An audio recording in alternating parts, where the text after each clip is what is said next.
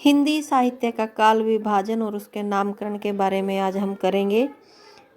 काल विभाजन कई आधारों पर हो सकता है। कर्ता के आधार पर, जैसे कि आधुनिक काल के साहित्य में नाम दिए गए हैं प्रसाद युग, भारतेंदु युग, द्विवेदी युग।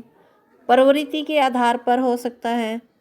भक्ति की प्रवृत्ति चल रही है समाज में तो भक्ति काल, संत काव्य, सूफी काव्य, रीति काल, छायावाद, प्रगतिवाद। ऐसे ही विकास के आधार पर भी आदिकाल, आधुनिक काल या मध्यकाल,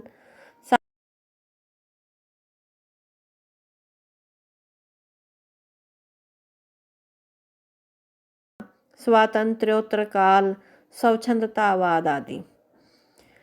हिंदी के प्रमुख जो इतिहासकार हैं उन द्वारा जो काल विभाजन किया गया है उसमें से सबसे पहले हिंदी साहित्य का इतिहास लिखा था गारसा दत्तासी और शिव सेंगर ने, लेकिन उन्होंने काल विभाजन का कोई प्रयास नहीं किया।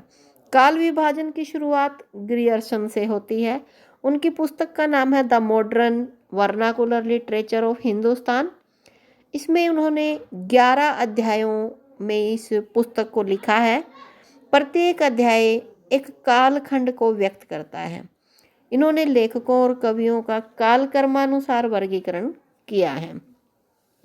इस काल विभाजन में वैज्ञानिकता का अभाव है तथा अध्यायों की संख्या अधिक होने के कारणों से काल विभाजन को उपयुक्त नहीं माना गया। इसके बाद का जो काल विभाजन है वो मिश्र बंधुओं द्वारा किया गया। उनकी पुस्तक का नाम है मिश्र बंधु विनोद, जो 1913 में लिखी।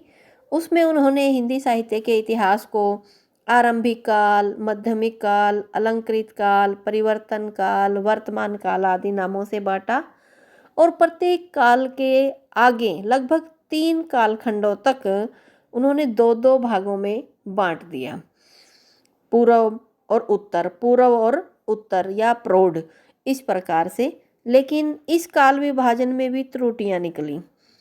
एक तो जो पद्धति अपनाई गई है वो विकासवादिता के आधार पर है, लेकिन बीच में ही फिर आंतरिक प्रवृत्ति के आधार पर अलंकृत काल नाम दे दिया।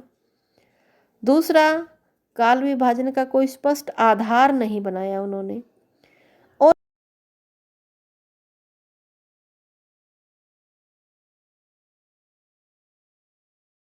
1000 ईस्वी